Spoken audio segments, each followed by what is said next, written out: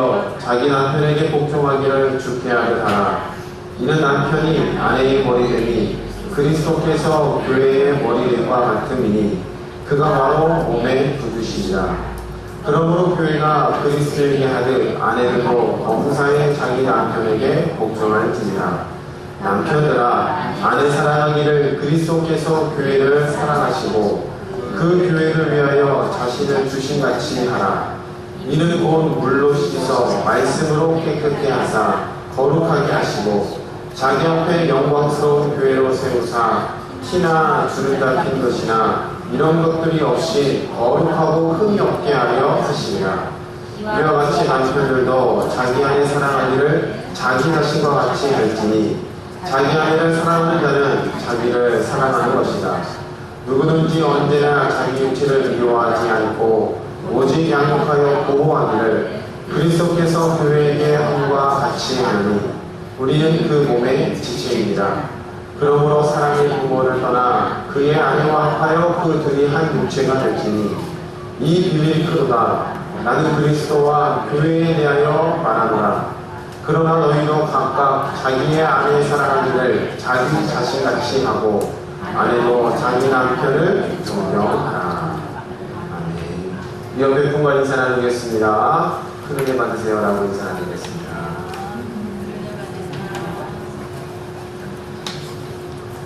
한 주간 잘 지내셨습니까? 기가 많이 오는데 여러분 시골에 계신 분 제외하고 다 비 피해 걱정은 없으시죠?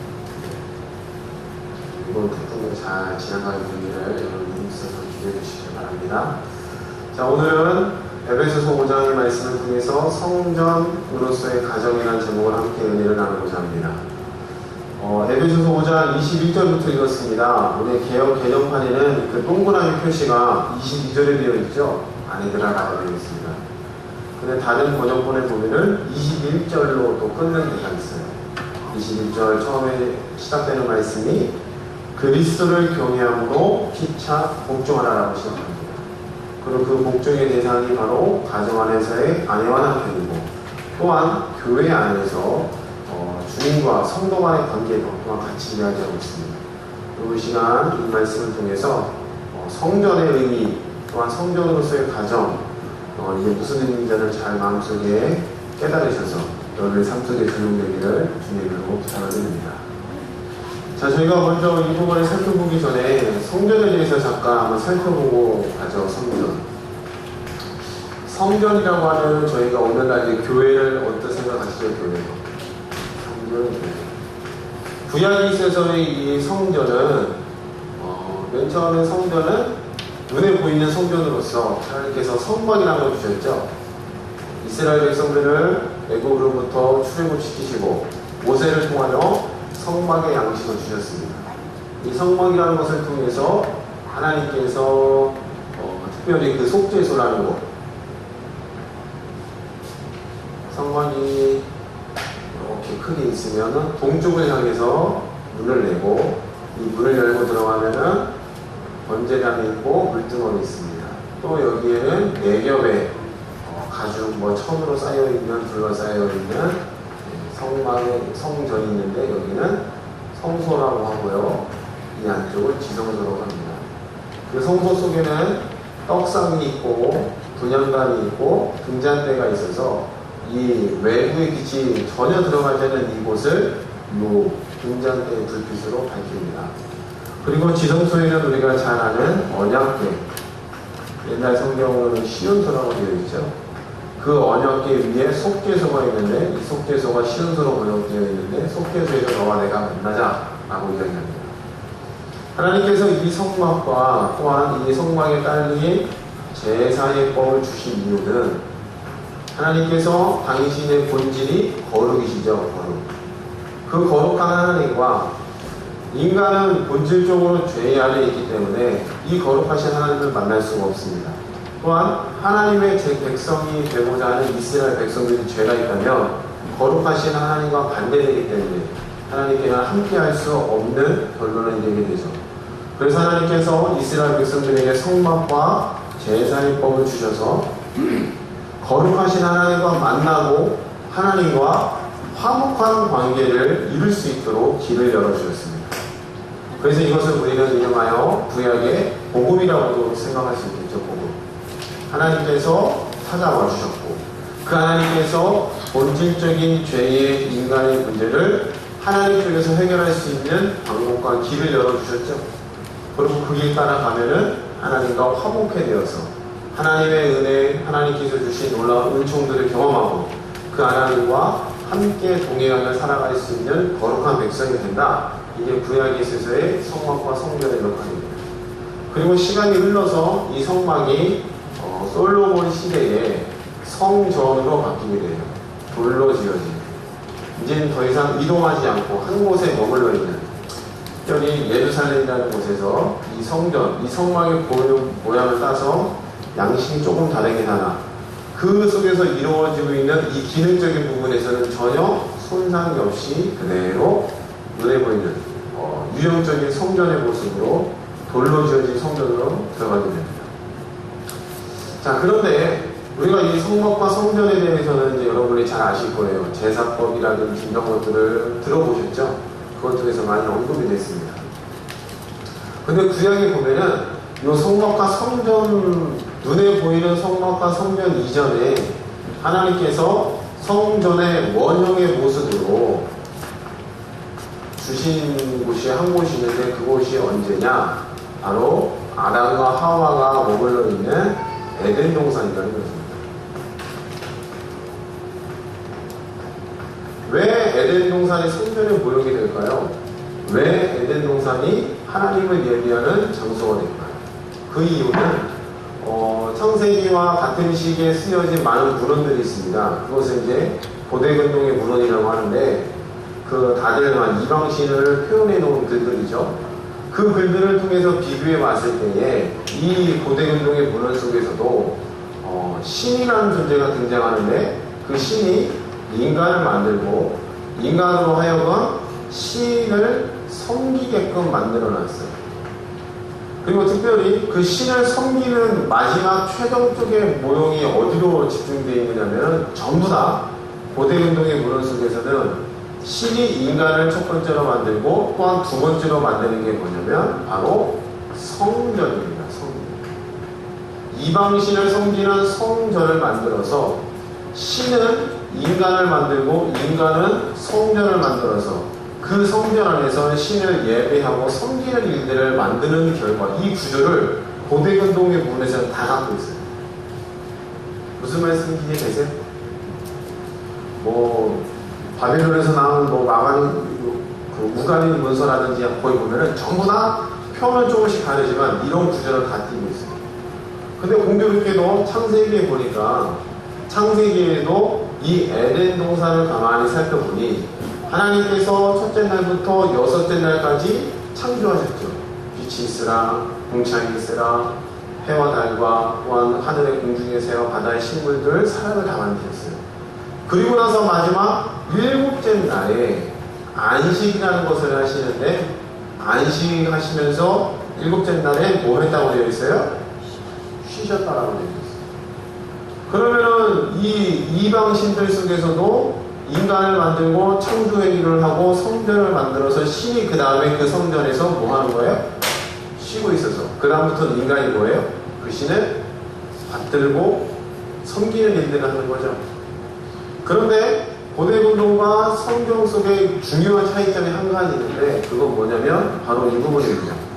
인간은 신의 부속범으로서 노예로서 신이 하고 싶지 않은 지저분한 일들을 시키기 위해서 인간을 만들었다고 다 이야기합니다. 그런데 성경에서는 뭐라고 얘기하죠? 하나님께서 자신의 형상과 모양대로 인간을 만드셨다는 거예요. 여기에 놀라운 의미가 담겨있다는 거예요. 왜 그렇죠?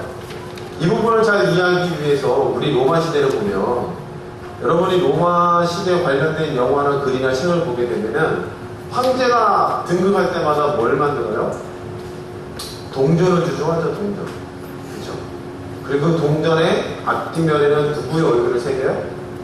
황제의 얼굴을 새겨요. 그리고 그 황제의 얼굴을 새기면서 동전에 대해서 뭐 한번 위조 지폐가 등장하면 안 되니까 뭐 경제 질서를 지키기 위한 목적도 있겠지만 그뿐만이 아니라 그 동전의 얼굴에 새겨진 황제가 바로 우리를 지배하는 왕이다라는 의미로서 이 동전에 얼굴을 새긴다는 겁니다. 또 한 가지, 로마라는 나라는 굉장히 거대했잖아요. 제국이었습니다. 그 제국을 다스리는데 이 황제가 모든 것을 다니면서 다 다스리나요? 그럴 수가 없죠. 속국 어떠한 정치적인 제도를 만들어서 황제를 위임해서 대신해서 다스릴 수 있는 그 지배자들을 위치시켰죠. 그리고 항상 그곳에는 뭘 만들었어요? 황제 형상을 만들어 놨죠. 그리고 로마 황제의 형상을 보면서 내가 이 형상을 대신해서 너희를 다스린다. 우리의 참된 왕은 내가 아니라 누구다? 황제라는 것을 보이기 위해서 형상이라는 것을 보여줬다는 거죠. 그러면 창세기에 하나님께서 이 사람을 당신의 형상과 모양으로 만들었다는 것은 이 같은 의미도 포함되어 있다는 뜻이겠죠. 단순히 인간을 노예로서 신을 섬기는 존재로서만 만든 게 아니라 이 세상을 향해서 뭐 하는 자로? 자기를 대신하는 자, 자기를 비추는 자, 자기의 뜻을 이곳에 실현시키는 대리자로서 하나님의 형상과 모양으로 만드셨다는 거예요. 깨달아지세요? 그러면 고대 동동에 나와 있는 물건들과는 엄청난 차이가 있는 거죠. 여기는 노예고 부려먹고 부속품으로 쓰고 기분 나쁘면 죽이고 막 이런데 창세기에서의 인간은 하나님의 형상의 대리자, 하나님의 통치로 구현해내고 그래서 신약 성경의 성도를 이끌어서 뭐라고 표현합니까? 너희는 왕같은 제사장. 왕과 제사장이 결합되어 있죠. 이게 왜 그러느냐? 아담은 에덴 동산에서 하나님을 향해서 뭐 했어요? 예배했다는 겁니다. 그 예배는 뭐와 연결되어 있어요? 제사장. 아까 성막에서 이 제사법을 통해서 하나님과 화목해 되었죠. 그 주요한 화목해 하는 일들을 감당하는 자들이 누구예요? 제사장이었다는 거예요. 그리고 또 왕이라는 것은 뭐예요? 황제의 형상처럼 다스리고 통치하고 지배하고 황제의 뜻을 이 지배자들을 통해서 형상을 통해서 계속 보이는 거죠.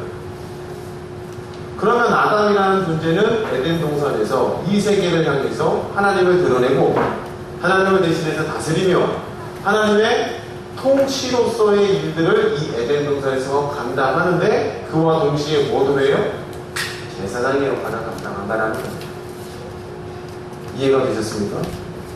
그리고 하나님의 형상과 모양대로 지음받았다라는 이 말은 굉장히 축복된 말이고 놀라운 깊은 신앙적 의미를 갖고 있는 중요한 말인 줄로 믿습니다. 그러면 저와 여러분들이 하나님의 형상으로 지음받았다는 것은 굉장히 기뻐할 일인 줄 믿습니다. 할렐루야. 자, 이 에덴 동산이라는 것이 바로 눈에 보이는 성막과 성전, 제사하는 것은 없지만 눈에 보이진 않지만 성전의 원형의 모습을 띠고 있다는 거예요. 충분히 이해가 되셨어요? 근데 이 에덴 동산에서 이 성전의 기능을 잃어버리게 되죠. 무엇으로요?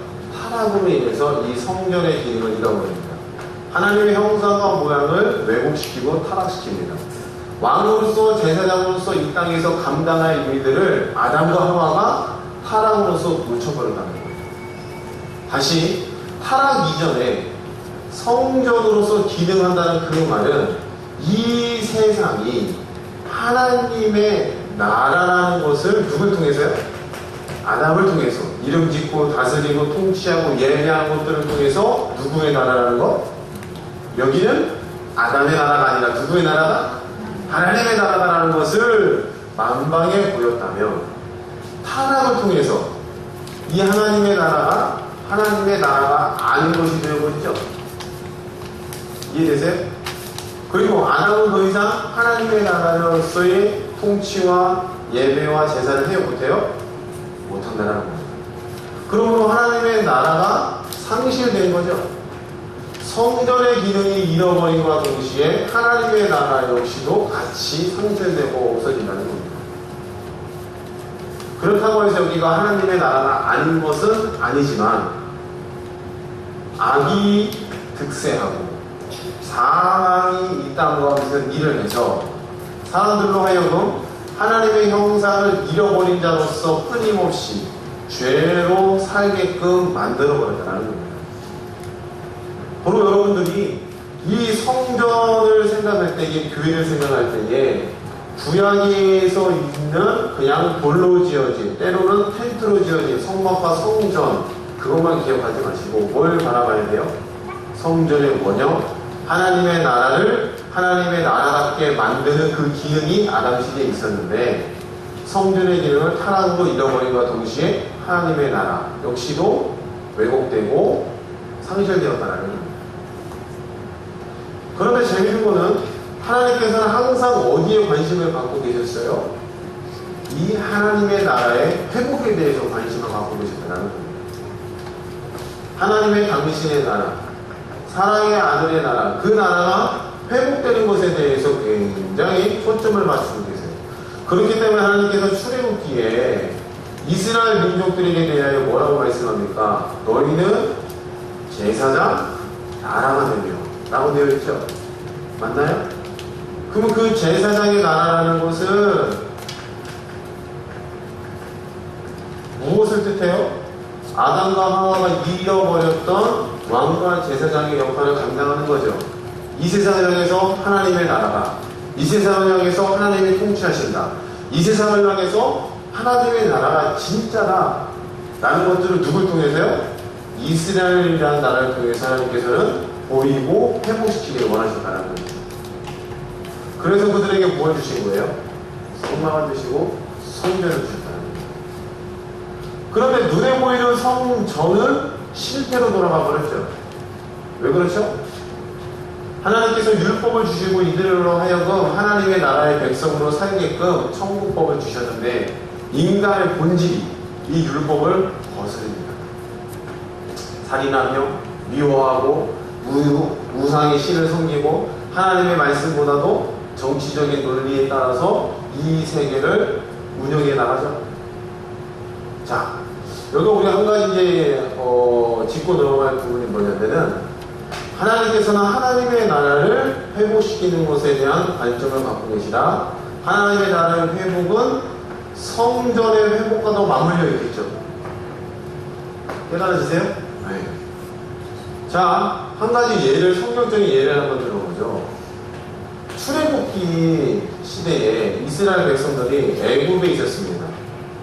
그 애굽이라는 나라를 가만히 살펴보게 되면 애굽에는 뭘로 유명하죠? 피라미드로 유명하죠. 피라미드.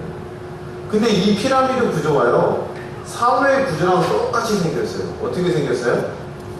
가장 맨 꼭대기에는 누가 있습니까? 바로라는 왕이 존재하고 있죠. 근데 파라오는 왕이지만 인간이지만 뭘로 등극해버려요? 신으로 등극해버려요. 인간의 존재는 참 특이해요. 신을 꼭 대체하는 것들을 꼭 항상 만들어내죠. 시대마다. 예를 들면은 1700년대에 무슨 일이 있었어요? 프랑스 대혁명이 있었죠. 프랑스에서 대혁명이 일어날 때에 그동안 종교의 어떤 억압에 눌려있던 그들, 그 다음에 권력에 눌려있던 그들이 경제적인 이유로 있어서 혁명을 일으킵니다. 그 혁명을 일으킬 때 가장 큰 가치가 뭐였어요? 자유였죠. 그래서 영화 가운데 브레이브 하트? 옛날 영화인데 거기에 맨 마지막 주인공이 뭘 외치면서 죽어요? 프리덤 하면서 외치면서 죽게 됩니다. 나중에 한번 찾아보세요. 고전 영화긴 한데 잘 만들었어요. 여기에 이 혁명의 과정을 가만히 살펴보게 되면은 자유라는 이름 안에서 자유를 얻기 위해서 엄청난 일들을 저질러요. 많은 사람들을 어디로 보내요? 프랑스에서 뭐가 잘 발달되어 있죠? 사람 죽일 때 어떻게 죽였어요? 단두대. 자유라는 이름 안에서 많은 사람들의 목을 그냥 단두대에서 죽여버립니다. 그만큼 자유라는 가치가 누구를 자유를 대신한 거예요? 신의 가치로 상승시켜서 자유라는 개념에 너무 일들된 나머지 진정한 자유라면 많은 사람들에게 행복을 가져다 줘야 맞잖아요. 그렇지 않고 또다시 살인과 죽음의 일들을 이뤄낸다는 겁니다. 인간의 속성이 그래요. 신이 없으면 신을 대체하는 것들을 항상 만드는 거예요. 이스라엘 민족에도 조차도 여로보암이라는 왕이 북이스라엘 다스릴 때 통치에 부담을 드니까 뭘 만들어냈어요? 그 여호와, 야훼, 아도나이 주님을 대체할 수 있는 신을 만들어내죠. 베델과 단에 뭘 세웠어요? 금송아지를 세웠다는 거예요. 마찬가지로 출애굽 시대의 이 애굽이라는 나라의 메인 정점에 바로라는 이 신으로 등극한 인간이 있습니다. 그 다음에 그 밑에는 누가 있어요? 귀족 계급들이 있어요. 귀족. 또한 제사장 계급도 굉장히 높았죠. 그리고 또 밑에 또 누가 있어요? 애굽의 백성들이 있죠. 그 다음에 맨 마지막 구조에는 누가 버티고 있어요? 노예가 버티고 있는 거예요. 그 노예 중에 누가 등장해요? 이스라엘 백성들이 이 피라미드 구조의 사회 구조의 맨 바탕에서 이 사회를 전반적으로 버티고 있다는 거예요. 근데 애굽이라는 나라는 뭐와도 동일시 묘사됩니까? 사탄의 나라요, 마귀의 나라라고 성경에 자주 묘사되고 있죠. 이 사탄 밑에서 지배받고 있는 이스라엘 백성들을 누가 끄집어냈어요? 하나님께서 끄집어내셨다는 겁니다. 할렐루야. 그리고 그 나라에서 끄집어내서 광야 40년 가나안 땅에 밀어넣더니 똑같은 사회 구조로 살아갑니까? 아니면 하나님의 물대로 하나님의 나라의 천국된 백성으로 살아갑니까? 후자로 살아가라 말씀하셨죠. 그래서 이해할 수 없는 법들을 많이 주셨잖아요. 무슨 법을 주셨어요? 안식년, 신년의 법. 안식년의 신년의 법과 애굽 시대에 통용되는 법을 비교해 보시면 어때요? 완전 상반되죠. 7년이 되던 해에는 농사를 지으면 짓지 말래요? 짓지 말아요. 그리고 안식년이 7번째 지나고 50년째 되는 신년에는 다 어떻게 돼요? 모든 것들이 회복되는 날이 되죠. 땅을 팔아먹어도 언제면 신년으로 또다시 리셋되는 겁니다. 여기에서 피라미드 구조에서는 이런 일이 있어요? 없어요? 절대로 없어요. 가능한 이 체제의 수능에서 이 정점에 올라가는 거 마치 오늘날 시대도 똑같잖아요. 경제라는 이름으로 인해서 가장 밑에 누가 떠받치고 있어요? 서민들, 평민들이 떠받치고 있고 점점점 올라갈수록 이 경제 구조에 가장 잘 순응하고 있는 사람들이 이 정점에 오르게 되겠죠. 그런데 안타깝게도 우리 교회의 현실을 직면해보면 이 정점에 이 교회의 구조도 비슷하죠. 맞나요? 이거 이따가 또 이야기할 겁니다. 자, 하나님의 나라를 회복하는 것을 하나님께서 관점을 갖고 계시고 하나님의 나라는 성전의 회복과도 맞물려 있다고 설명을 드렸어요. 근데 출애굽 시대에 보니까 이 하나님 나라의 상실이 요런 피라미드, 그냥 눈에 보이는 피라미드만 맞는 게 아니라 사회 구조가 있겠다는 겁니다. 근데 하나님의 법은 이것을 어떻게 해요? 역전시켜버렸죠. 누구든지 값없이 50년만 되면은 전부 다 똑같은 하나님 나라의 공동체로서 동등하게, 평화롭게, 자유롭게, 민주적으로 살아갈 수 있는 나라를 하나님의 나라의 이념가치로 만드셨다는 겁니다. 그런데 이스라엘 백성들에게 성왕으로 변모되면서부터 어떤 제도가 이식됐어요? 왕정 정치가 시작됐죠. 초대왕이 누구예요? 사우지라는 왕이 시작했어요. 하나님께서 이스라엘 백성들이 살다 보니까 이런 구조가 참 매력적이죠. 왜 그렇죠? 특별히 전쟁 났을 때 누가 한마디 말하면 왕이 한마라 그러면 전쟁하기가 쉽잖아요. 근데 그 전에 보니까 사사시대에 전쟁하기가 쉬워요. 여러분. 뭘 기다려야 돼요? 하나님의 영광을 받은 사람을 기다려야 되는 겁니다. 드보라라든지 이런 선지자들을 기다려야 돼요. 그런데 누가 있으면 왕만 있으면 상시적으로 군대를 갖고 있기 때문에 일이 발생했다가 파존만 시키면 이겨낼 수가 있겠죠. 주변 나라와 비교해보니까 이 구조가 없는 이스라엘 민족들이 항상 모자래 보이고 미흡해 보이고 비효율적이라는 거예요. 그래서 뭘 요구해요? 왕을 요구해요. 근데 선지자 사무엘을 통해서 하나님께서 왕을 요구할 때 뭐라고 말씀하셨어요? 굉장히 속상해했잖아요. 저들은 너를 보는 게 아니라 누굴 보낸다? 원래 왕은 누구신데? 하나님이시고, 이런 구조가 아니더라도 하나님의 말씀의 가치에만 살아간다면 대적들이 쳐들어와도 일곱 길로 물러가게 하시는 분이 바로 하나님이신데, 이스라엘 백성들이 자꾸 어디로 눈이 뺏겨요? 주변 세계의 가치관과 세상의 가치관과 사탄의 나라를 대표하는 이 마귀적 나라의 시스템에 초점을 맞추기 시작한다는 겁니다. 그래서 왕을 들고 있다는 거예요. 그리고 이 왕의 제도가 시간이 흐를수록 어떻게 됐어요? 본질에서 벗어나고 있죠. 하나님을 대신하고. 그리고 이 왕 제도를 하나님께서 견제하시기 위해서 어떤 제도를 만들었느냐? 선지자, 예언자 제도를 만드셨다는 거예요. 그러면 예언자를 통해서 뭘 하셨어요? 너 지금 여기서 벗어난 거야. 돌아와. 너 이 성경과 하나님의 나라의 기능에서 벗어나고 있어. 돌아와, 돌아와. 항상 어떤 메시지예요? 돌아오라는 거예요. 근데 돌아와야 다 한계가 있고 넘어가는 게 어떻게 돼요? 결국 그 기야? 하나님께서 얼른 보내버리셨어요? 나라를 홀딱 멸망시켜서 바벨론이라는 나라로 보내버리셨다는 거예요. 이해가 되세요? 그리고 또다시 회복시키시죠? 성전을 또 중심으로. 그런데 이스라엘 유대인들의 가장 큰 단점은 어디에만 꽂혀 있어요? 육신성전, 건물인 성전에만 계속 꽂혀 있다는 거죠. 근데 재밌게도 요한복음 2장 말씀에 예수님께서 이 성전을 홀라라고 말씀하셨어요. 그리고 이 성전을 홀라라 말씀하셔서 성전이 누구라고 말씀하셨죠? 네, 이 부분은 중요하게 한번 찾아보겠습니다. 요한복음 2장 한번 보세요. 요한복음 2장입니다. 요한복음 2장 17절부터 16절부터 보죠. 다시 읽어볼까요? 시작.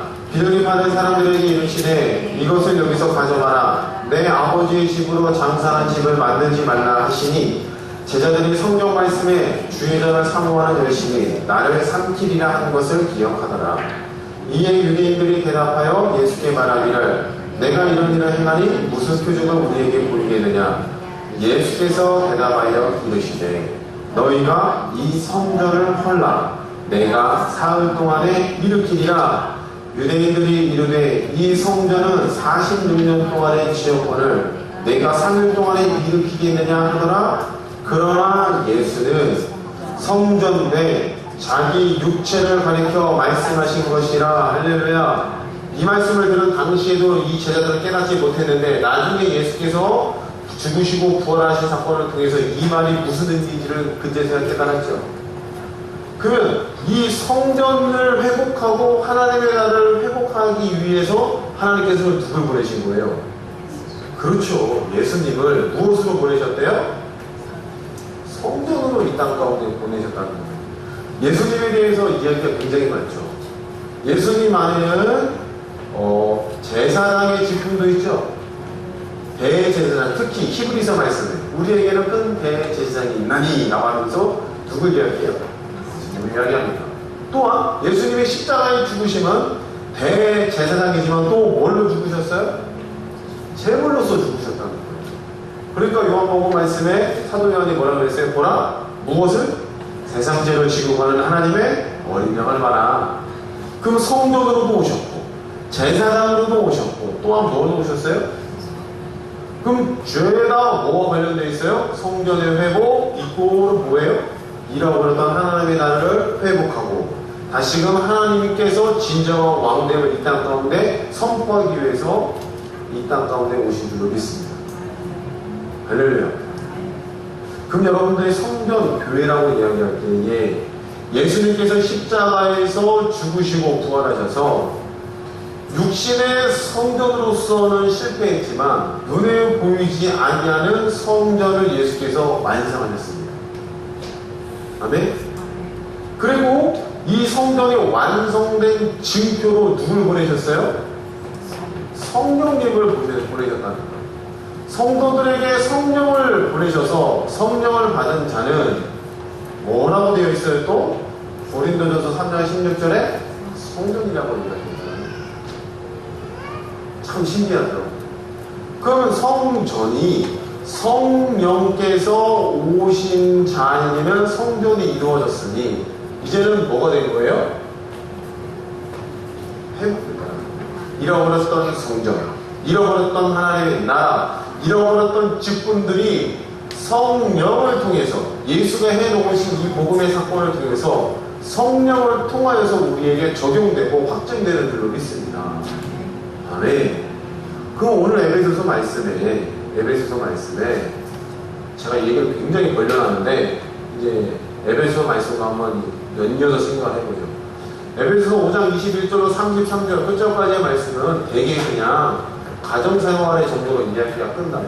남편은 아내를 사랑하고 아내는 남편에게 복종하고 이 정도로만 해석이 끝나는데 그렇지 않고요.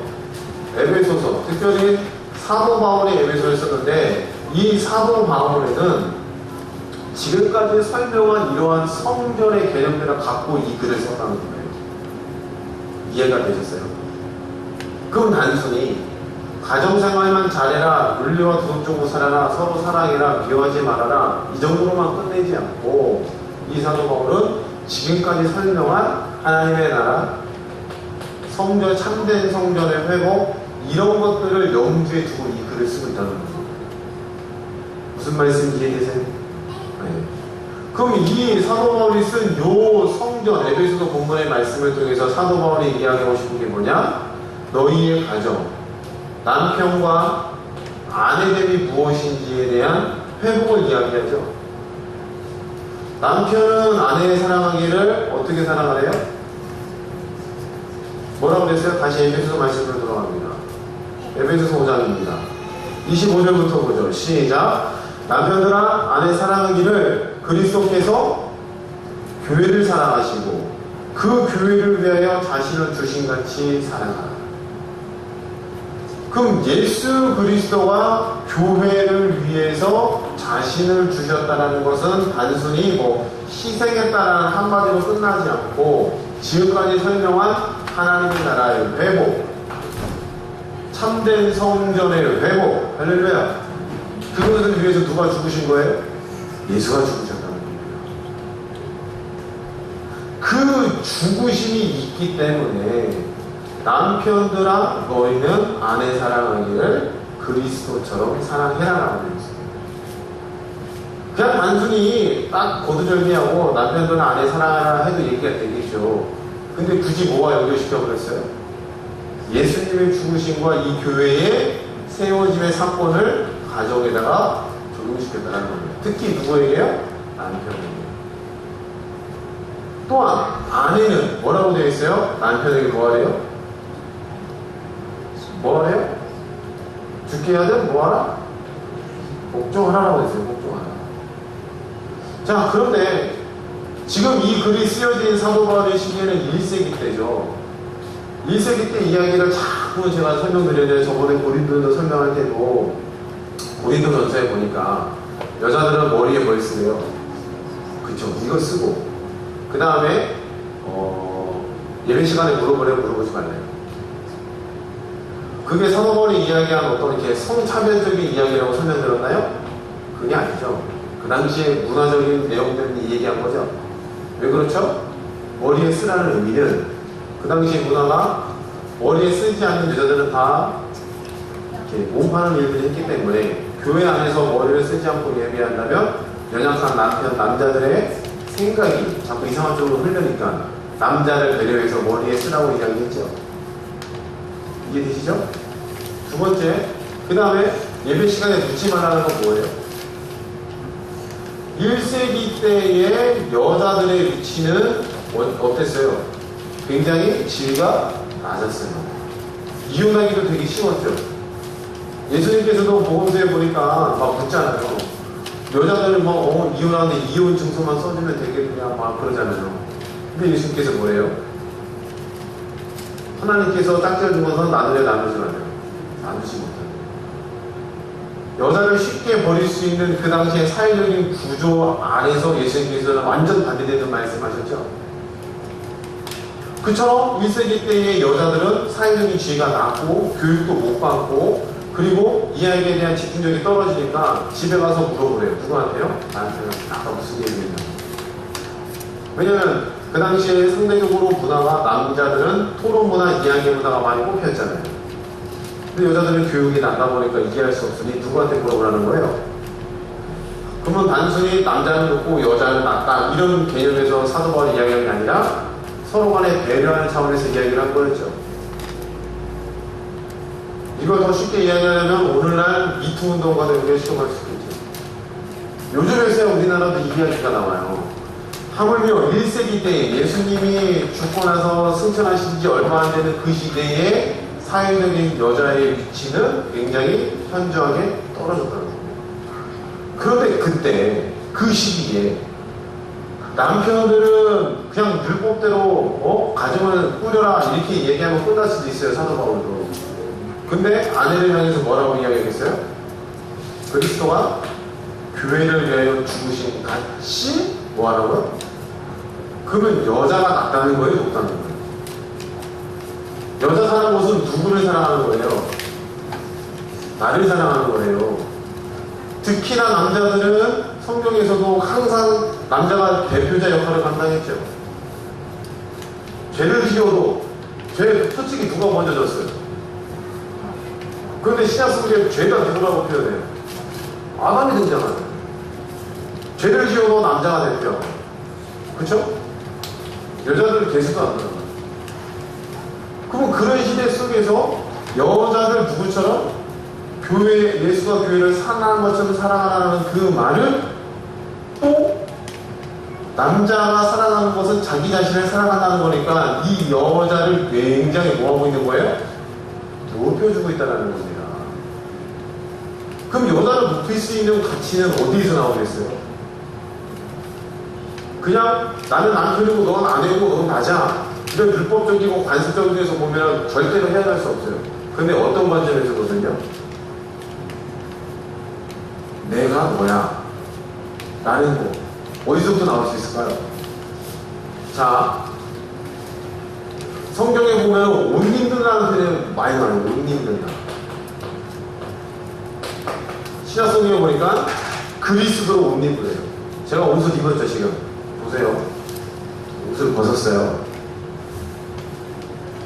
여러분들이 예수를 믿는 것은요, 예수님의 십자가, 예수님의 그 사실에 대해서 신약성경의 사도 바울을 표현하면은 옷 입는 거예요.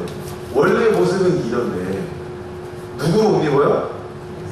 그리스도로 옷을 입으면, 이게 그리스도로 옷을 입으면 내가 그 안에 들어가는 거죠.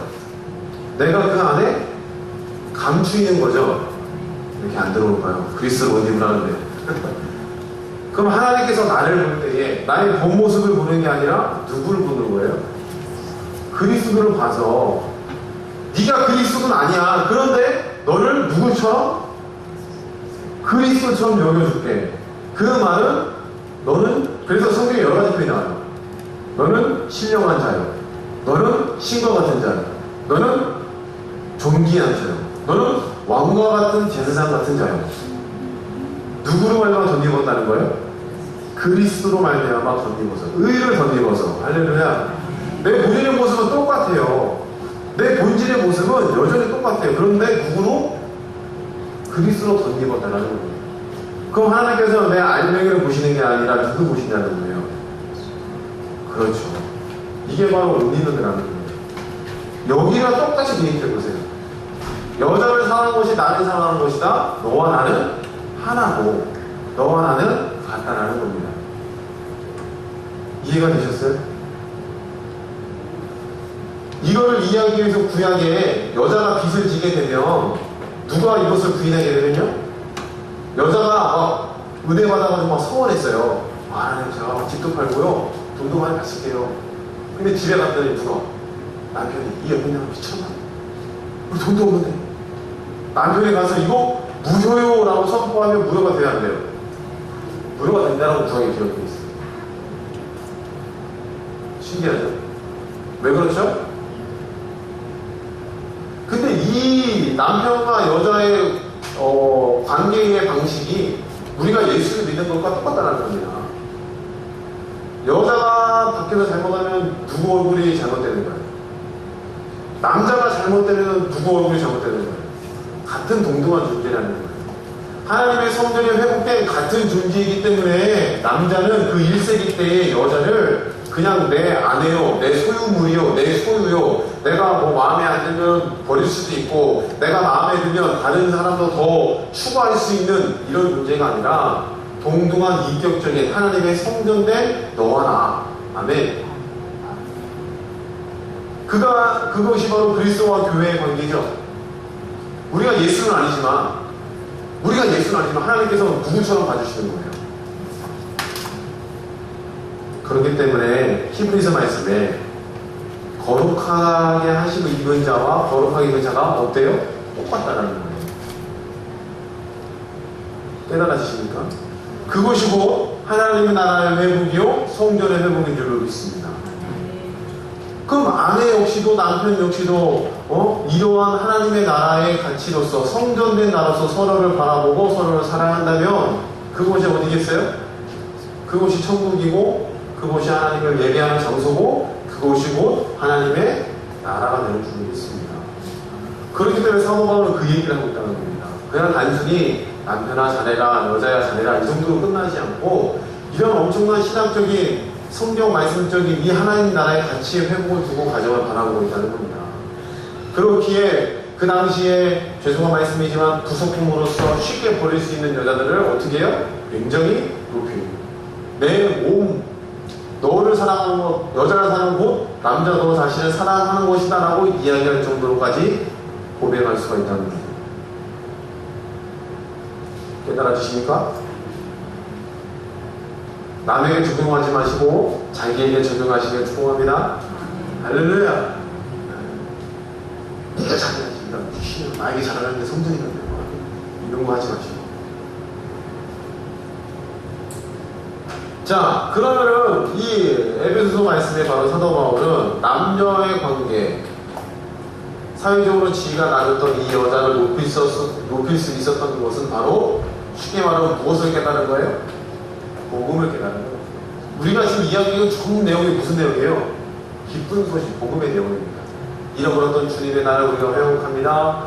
더 이상 눈에 보이는 성막이 아니라 성전이 아니라 눈에 보이지 않은 성전이 바로 오늘날 우리가 됐습니다. 여러분들이 바로 왕과 제사장 같은 역할, 아담이 잃어버렸던 것들을 이 땅에서 행해야 됩니다. 자, 그러면 교회도 마찬가지지만 가정 역시도 하나님의 눈에 보여요, 안 보여요? 안 보여요. 하나님의 나라 눈에 보여요, 안 보여요? 안 보여요. 영이신이 보일 수가 없고 사람의 인지적으로 이해할 수 없고 포착할 수 없는 게 바로 하나님이요 하나님의 나라인 줄로 믿습니다. 그런데 보일 수 있는 것이 두 가지가 있어요. 첫 번째는 바로 교회라는 곳을 통해서 어디를 봐요? 하나님의 나라를 봅니다. 근데 애석하게도 교회라는 구조가 또 아까 잠깐 말씀드렸지만 어떻게 돼가고 있어요? 이렇게 돼가고 있어요. 사탄적 마귀적 시스템에 아주 그냥 잘 순응하고 있죠. 이게 뒤집어져야 돼요. 변혁이 일어나야 돼요. 사람의 힘으로는 불가능하나 하나님께서 은혜 주시면 바로 이것들이 역전될 줄로 믿습니다. 항상 역사를 보면 이래 왔어요. 이렇게 흘러가는 제도화되는 마귀적 시스템 내에서 하나님께서는 빼내셨어요. 출애굽시켰다는 겁니다. 중세시대의 가톨릭 이론 구조에 정점에 찍고 있었죠. 그때 뭐가 일어났어요? 종교개혁이 일어나서 다시금 복음이 불타오도록 만드셨음을 믿습니다. 그때만 일어나는 것이 아니라 앞으로 계속 반복될 줄을 믿어요. 언제까지요? 완성되는 그날까지. 주님이 오시는 그날까지. 그럼 남녀관계를 통해서 하나님의 나라가 어떻게 회복되는지를 사도 바울은 보이고, 두 번째로는 성전 어떻게 변화되어 왔는지, 특별히 그리스도의 관계를 통해서 우리의 가정이, 우리의 삶이 어떻게 되는지를 오늘 에베소 5장 말씀에 보여주고 있다는 겁니다. 깨달아지십니까? 그러므로 성전으로서의 가정은 매우 중요한 말씀이죠.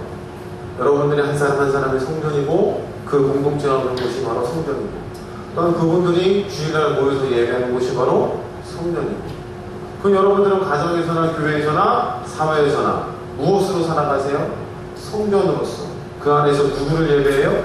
하나님을 예배하고, 그리고 세상과 하나님을 어떻게 화목케 하는 자로 부르심을 받은 줄로 믿습니다. 여러분이 왕이요 여러분이 제사장으로 부름을 받았다면 그 직분에 걸맞는 삶 사시기를 축복합니다. 오늘 사도 바울이 바로 그 얘기를 하고 있는 거예요. 에베소 1장부터 3장까지 다 뭐예요? 구원이잖아요. 그 구원 다 뭐예요? 이거예요. 이 회복이 되었다는 겁니다. 그 은혜가 얼마나 큰지, 그 충만하심이 성부 하나님, 성자 하나님, 성령 하나님 충만하심이 우리에게 다 집중되어 있고 그 나라가 회복되었다는 것이 성령을 통하여 인침받아 되었고, 그러면 그런 자의 삶이 어때야 되겠어요? 이런 시스템을 수행하는 자가 아니라 이런 시스템 중에서 잘 적응해서 정점에 올라가서 우리도 똑같이 누구를 억압하고 처치하고 빼앗는 자로서 있는 것이 아니라 어떻게 해요? 나눠주는 자, 섬기는 자, 돌보는 자. 예수님께서 하나님의 나라 세울 때에 빼앗고 착취하고 억압하는 게 아니었잖아요. 어떻게 했어요? 오히려 자기를 내어주되 온전히 내어주는 자였어요. 이 나라를 만드신 줄로 믿습니다. 여러분의 가정이, 여러분의 속한 공동체가 여러분을 인하여 이러한 복음이 적용되어서 회복해 되기를 축복합니다. 할렐루야. 깨달아지세요? 이러한 하나님의 성전 교회가 끊임없이 주님 오실 때까지 완성되어 있다는 것을 믿으시며 여러분들이 이번 한 주만도 힘들지만 어렵지만 이 세계 속에서 거꾸로 살아가는 것은 쉽지가 않아요. 저 문만 열고 나가면은 다 이 세상이에요.